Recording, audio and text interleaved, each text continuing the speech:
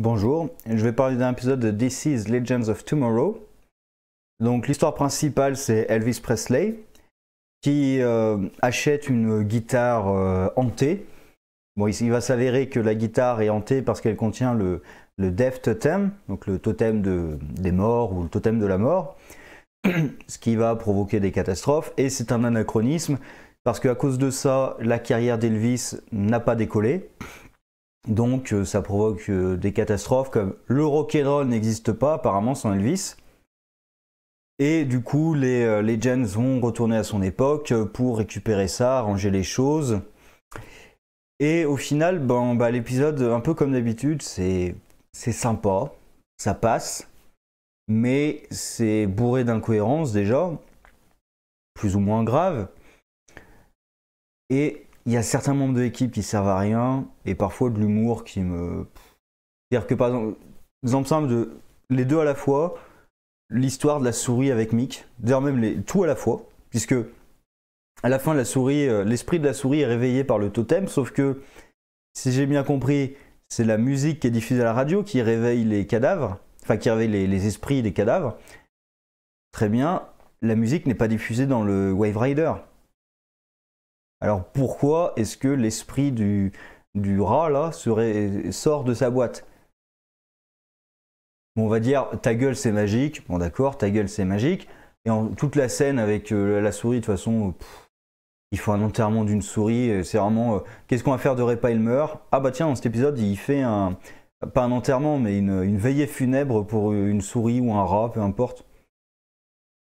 Ouais, bon.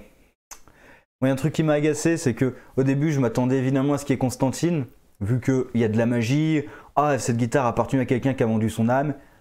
Il y a une référence à Constantine, mais il apparaît pas. Il apparaît même pas de 10 secondes, il n'y a même pas un tout petit minuscule caméo. J'attends son retour là, vraiment, c'est... Et sinon, l'idée générale, au départ, j'étais un peu mitigé, mais finalement, l'épisode a réussi à me la vendre parce que j'aime pas trop les scénarios où on nous explique qu'un artiste, un scientifique, un politique, etc., a réussi parce qu'il avait un objet magique, ou parfois pour les auteurs, c'est non mais en fait son livre, c'est pas de la fiction, c'est qu'il l'a vraiment vécu. En général, j'aime pas ce genre de choses puisque ça nie un peu le talent des personnes. Là, j'avais un peu cette peur avec Elvis, et oui et non. Parce qu'on nous explique, parce qu'à la fin, quand ils lui prennent la guitare, donc il a réussi sans sa guitare magique, mais en même temps, dès qu'il lui enlève sa guitare magique, il n'arrive plus à jouer. Ce qui est con. Parce que déjà, s'il a économisé pour s'acheter une guitare, c'est forcément qu'il savait jouer. Tu économises pas plusieurs jours, plusieurs mois, on ne sait pas combien de temps il a passé, mais apparemment il a économisé un certain temps pour acheter sa guitare, pour finalement ne pas savoir en jouer. Et les textes, il faut bien qu'il les écrive.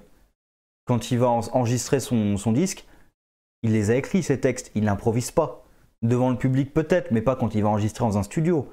Donc la guitare qui serait apparemment le seul truc qui lui permet vraiment de jouer, c'est un peu con, alors qu'ils avaient une idée bien meilleure, qu'ils ont utilisée, mais ils auraient pu utiliser que ça, et vraiment axer le truc là-dessus, c'est le fait que sa guitare était liée à l'esprit de son frère mort.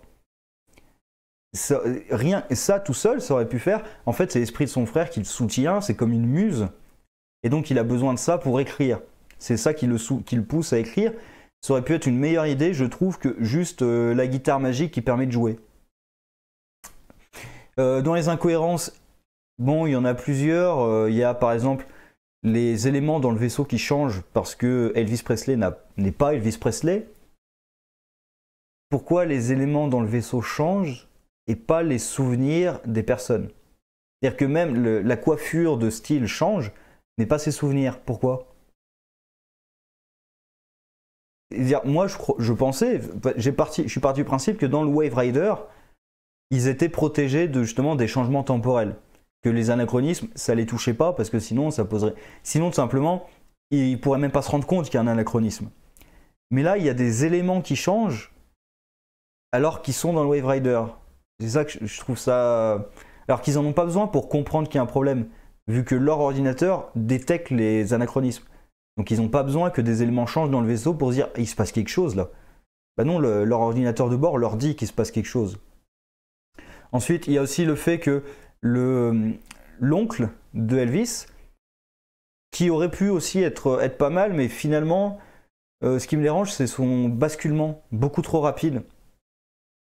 Parce que moi, au contraire, j'avais adoré le côté de l'époque, c'est-à-dire c'est le prêtre qui nous explique que le rock'n'roll c'est la musique du diable, c'est Satan qui arrive. De toute façon, le cinéma c'était Satan, le rock c'était Satan, les animés c'était Satan, les jeux vidéo c'était Satan. Donc, à chaque fois qu'il y a un nouveau truc, de toute façon, c'est Satan.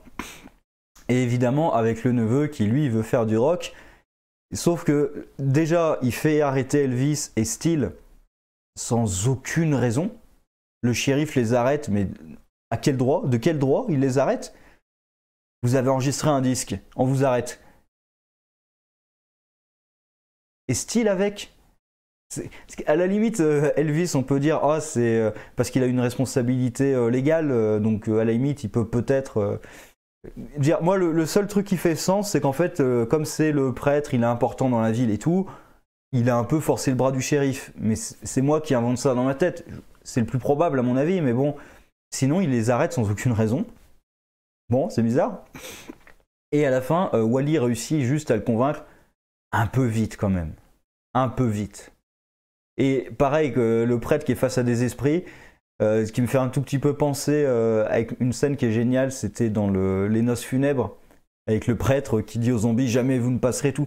Calmez-vous, on est dans une église. Et là tout de suite, il y a des esprits de partout. « Ah mon Dieu, j'avais raison, c'est Satan ». Et son neveu arrive et très vite, il change d'opinion. C'est ça, ces basculements sont trop rapides. À la rigueur, j'aurais préféré qu'il reste dans le rôle du bigot. C'est vraiment ce qu'il est, dans le rôle du bigot du début jusqu'à la fin, à la limite, et voir Presley, justement Elvis Presley, se libérer de l'emprise de son oncle. Ça aurait été peut-être meilleur. Un truc aussi dans les incohérences historiques, on est dans les années 50. La jeunesse d'Elvis Presley, c'est les années 50. Donc on est dans les États-Unis où il y a encore la ségrégation. Ça gêne personne qu'il y ait des noirs dans une église de blancs à l'époque de la ségrégation. Qu'il y ait un couple mixte, ça gêne personne à l'époque de la ségrégation. Voilà, c'est un détail, c'est un détail. Historiquement, non, c'est un fait historique assez important, mais dans l'épisode, c'est vrai que c'est un détail. On n'y pense pas forcément, mais quand même, les États-Unis ont une certaine histoire. Et en plus, moi, j'aurais pas pensé, mais comme ils sont face à un prêtre vraiment bigot qui explique que le rock c'est Satan, que ça va détruire l'âme de la jeunesse, corrompre la jeunesse et tout. Lui, je pense que lui et certains de ses fidèles, en plus de détester le rock, je pense qu'ils ne sont pas forcément favorables aux noirs. À cette époque-là, je pense que ma supposition est assez probable. Mais bon, c'est pas grave au final, c'est pas ce que l'épisode a envie de faire. Et même il y avait un truc un peu marrant avec Wally, puisqu'il réussit à tout faire. Et tu te dis, mais en fait, l'épisode avec Wally, il dure 10 minutes. Parce que Wally, il va prendre la guitare, et hop, c'est fini, allez, on peut partir. Et l'épisode, ils sont obligés dans l'épisode de trouver une justification de non, mais en fait, on va continuer, on va créer un nouvel enjeu. Et en fait, le nouvel enjeu, c'est que Presley n'a pas eu de carrière parce qu'il n'a pas sa guitare magique. Et comme je dis, c'est un peu con parce que c'est pas une guitare magique qui va lui permettre de jouer. Enfin, s'il a acheté sa guitare, c'est qu'il sait jouer. Et ses chansons, il les a forcément écrites.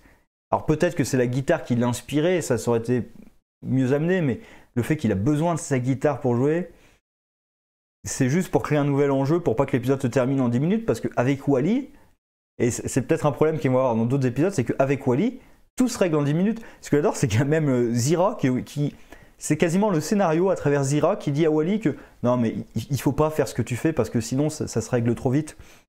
Parce qu'elle lui dit, le voyage temporel, c'est pas comme ça, hein. On va pas à toute vitesse, on règle pas tous les problèmes d'un coup, hein. Non, il faut aller sur le terrain, il faut aller discuter, c'est un vrai scalpel. Bah non, en fait, le voyage temporel, au contraire, vaut mieux aller vite et pas discuter avec les gens. Et en plus, il va à une telle vitesse que personne ne le voit normalement.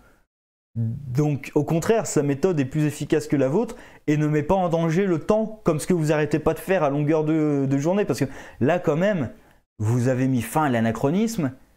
Pas vraiment, parce qu'il y a quand même une ville qui a été envahie par des fantômes. et peut-être même ailleurs, puisque apparemment c'est la chanson qui était diffusée à la radio, donc on ne sait pas à quelle échelle était diffusée la radio, donc il y a peut-être des morts partout ailleurs en fait. Vous avez peut-être provoqué une catastrophe, vous n'avez pas idée quoi. Je trouvais ça un peu con en fait que Zira lui dise ça alors que bah, sa méthode marche très bien. S'il avait piqué le CD, diffusé le CD, alors oui, ça aurait provoqué une catastrophe parce que les morts se seraient réveillés, mais bon, ça ils pouvaient pas le savoir à ce moment-là, et eux non plus ne le savaient pas à ce moment-là. Donc bon voilà, c'est comme d'habitude, c'est au fond c'est sympathique quoi, ça passe 40 minutes pas trop désagréable. Pas désagréable, mais c'est quand même plein d'incohérences, petites ou parfois insignifiantes, d'accord, parfois quand même assez importantes. Et bof quoi, c'est tout. Moi j'attends quand même de connaître la suite avec les totems et Malus et de revoir Constantine. Vraiment, c'est pour ça, quand j'ai vu la première scène, je me suis dit Constantine va peut-être revenir, va peut-être faire un caméo. Non, non, non, c'est non. Dommage. J'aimerais bien que Wally dans l'équipe, par contre, je l'ai bien aimé. Donc Wally dans les, s'ils changent un peu, comme ils ont changé un peu l'équipe, ça c'est un des avantages de cette série, c'est qu'ils peuvent changer les membres de l'équipe quand même. Ça repose pas sur un personnage. Après, bon, il y a des membres, genre Sarah, je pense qu'ils la changeront, ils auront du mal à la changer vu que c'est le capitaine du vaisseau. Mais voilà, ils peuvent se permettre de changer des personnages, pardon, et donc de renouveler un peu le truc. Moi, j'aimerais bien voir Constantine vraiment comme personnage un peu plus présent. Membre de l'équipage, j'en doute, parce que franchement, je le vois pas en membre de l'équipage à vivre sur le vaisseau, mais qu'il soit plus présent à plusieurs reprises de façon récurrente. Ça serait plutôt bien parce qu'en plus il y a beaucoup d'histoires de magie avec les totems et tout, donc c'est un personnage qui a sa place dans cette histoire là.